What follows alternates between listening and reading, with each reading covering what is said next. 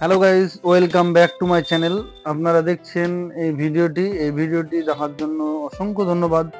আপনাদের সামনে একটি সুন্দর নাটক নিয়ে এলাম, সুন্দর একটি গল্প, প্রেমের গল্প, একটি লাভ স্টোরি। তো এই লাভ স্টোরিটা কোথা থেকে শুরু সেটা আমরা অবশ্যই দেখব। তার আগে আপনাদেরকে বলি, এই নাটকটি পল্লিগ্রাম টিভির একটি নাটক। আমাদের ওনার রবিউল শেখ, উনি এই চ্যানেলের মালিক, পল্লিগ্রাম টিভি চ্যানেলের মালিক। তো উনি সত্যি সুন্দর সুন্দর আমাদেরকে গল্প কাহিনী আমাদের সামনে তুলে ধরেন, ও অবশ্যই সেটা থেকে আমরা অবশ্যই অনেক কিছু শিখি। তো চলুন বেশি কথা না বলে, এই নাটকটির নাম ভাবির বোন।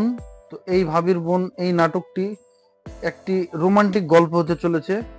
তো বেশি কথা না বলে চলুন নাটকটির একটি অংশ দেখে নেওয়া যাক। Let's go. ভালো আছেন ভাই? হ্যাঁ ভালো আছি। এই টনির বাড়িতে হঠাৎ সালমার প্রবেশ, এটি ভাবির বোন। তো চলুন তার কাহিনীটা একবার দেখে আসি।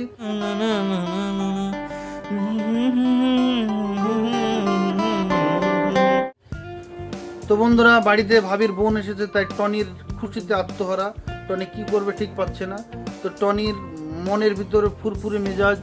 ও সত্যি অসাধারণ টনি একটাই প্লেয়ার, একটাই হিরো, একটাই নায়ক, যে কোনো ক্যারেক্টার যদি তাকে দেওয়া হয় সে সেটাকে ফুটিয়ে তোলে। সত্যি অসাধারণ ট্যালেন্ট। টনি একটা সুন্দর জিনিস, সুন্দর মানুষ, সত্যি অসাধারণ ট্যালেন্ট। তার ভিতরে ট্যালেন্টের শেষ নাই। কারণ পল্লিগ্রাম টিভির রবিউল ভাই তাকে পেয়েছে, এটা আমাদের গর্ব। আমাদের সত্যি খুব ভালো লাগে টনির অভিনয় দেখতে। অডিয়েন্স সবার চয়েস।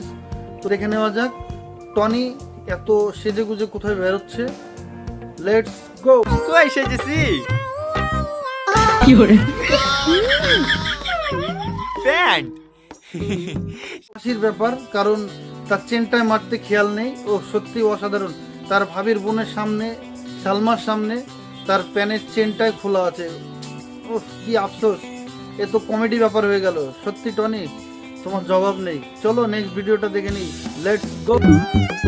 এই টনি, তোর ভাই সকালে উঠে স্যাজ দিতে যাবে। 2 লিটার তেল এসে ধুতে বলিছে। ওই তে জালের তো বন্ধুরা, ভিডিওটি কেমন লাগলো অবশ্যই ভালো লাগবে। তো চলুন আমার সঙ্গে থাকুন, পাশে থাকুন, ভিডিওটি স্কিপ না করে শেষ পর্যন্ত দেখে আসুন। টনি এত সুন্দরভাবে সেজে গুজে যখন বাইরে বেরোলো, তার ভাবি তাকে হুকুম, বাইরে বেরিয়েছে।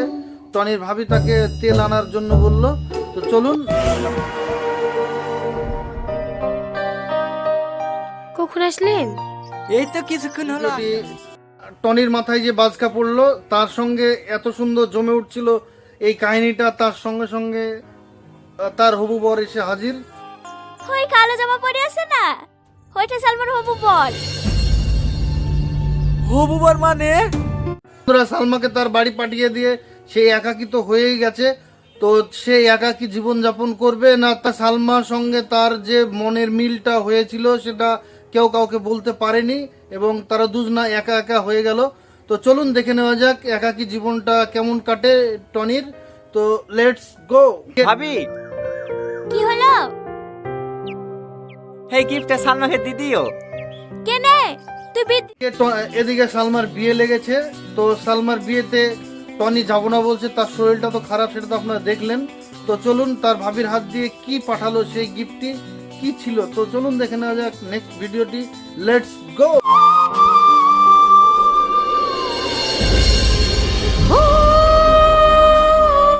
ভিডিওটি কেমন লাগলো আশা করি ভালো লেগেছে। আপনারা এভাবেই আমাকে ভালোবাসুন, এভাবেই সাপোর্ট করুন। আবার দেখা হচ্ছে নেক্সট ভিডিওতে। বাই।